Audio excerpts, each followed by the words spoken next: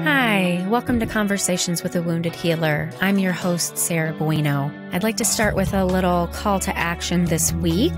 If you are a subscriber on iTunes, I would really appreciate if you would be able to rate and potentially review our podcast. It really helps a lot. Just takes a couple seconds. I know I often forget to do it, even with my favorite podcasts. So that's why I'm asking if you wouldn't mind doing that for us. So today I wanted to talk about, I fucked up. I'm just going to say that straight off the bat. So I do a lot of presentations and did one this weekend on self-compassion. And after the presentation, I always get back the critiques. And I was running through them pretty quickly, and often it's a lot of the same things. I let people talk too much. I do too much audience participation for some people's thought. And I was looking through them and I came across one that I stopped in my tracks and I laughed, but not in a funny way, in a bad way, because this person said too much talk about emotions.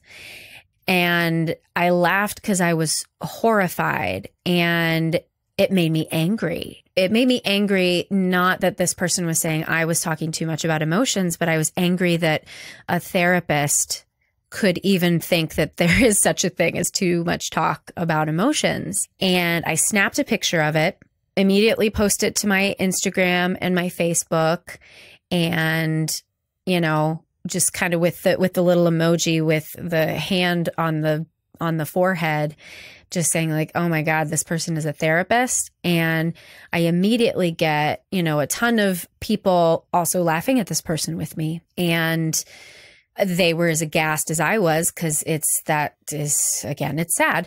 And then the next day, one of my grad school colleagues who I haven't seen in years, and we didn't actually know each other in grad school. It was right after grad school we met. I think we've only met like 2 or 3 times, but you know, those kind of Facebook friends, right? That you're like mutually just like, hey, glad you're doing well. So he comments on the post and says, I wonder if this person actually deserves a little bit of compassion. And it makes me curious how many times my comments have been posted on social media. And my instant reaction to that, I knew I was defensive, and I knew I didn't want to come off as defensive, right? I wanted to make sure that I am proving that I am self-reflective enough or whatever. I wrote back and I said, I get it. I hear what you're saying. You know, I don't feel moved to take it down because this person can't be identified, and I'm willing to tolerate the consequences of this. So, you know, and I still felt defensive, but I wasn't mad at this person for posting because I did understand what they were saying. And then later that night, I read something in the Refuge Recovery book that made me go, if I had good sound effects, I would actually like make that car screeching noise, but my mouth is just where we're going to have to stay. So this chapter in Refuge Recovery is about communication and community. And under communication, it says, when we have wise intentions, we abstain from speaking harmful words. The Buddha classified speech that is harsh, malicious, vain, untrue, or gossipy as being harmful misuse of communication.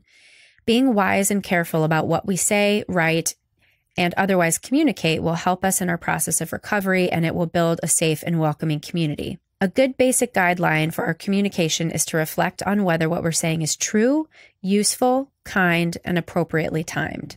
And that also made me think of the acronym THINK that one might apply to communication, which is it thoughtful, honest, interesting, necessary, and kind? So very much like this passage right here. And I instantly thought, well, it was honest and it was interesting, but it was not necessary. It was not kind. And it was thoughtful in a way that I was making sure I wouldn't overtly hurt anyone, but it wasn't mindful in the way that I was hurting myself, because those are not my values.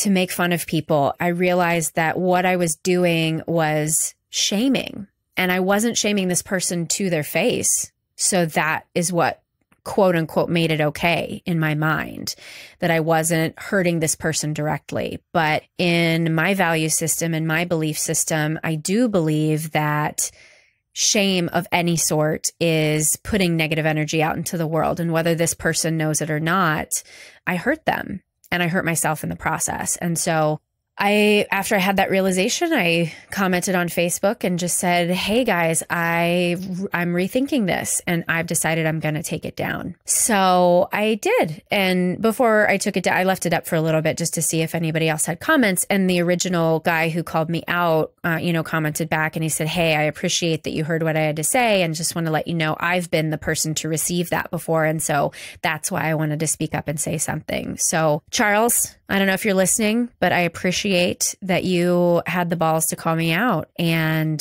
as I said on the post too, I'm appreciating myself and grateful to myself for not just spiraling into shame and really giving myself space to take a deeper, honest look at what my motives were behind that post and really take a look if it was in my values or not. And I decided it wasn't. So hope that might be helpful for you.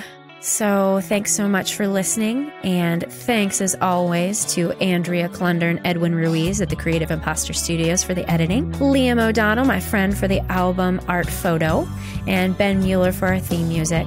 You can find us at my website at www.headhearttherapy.com/podcast. We're also on Facebook and Twitter, and you can follow us on Spotify or subscribe on iTunes, Google Play, or Stitcher. Thanks so much for tuning in. Until next time, bye-bye.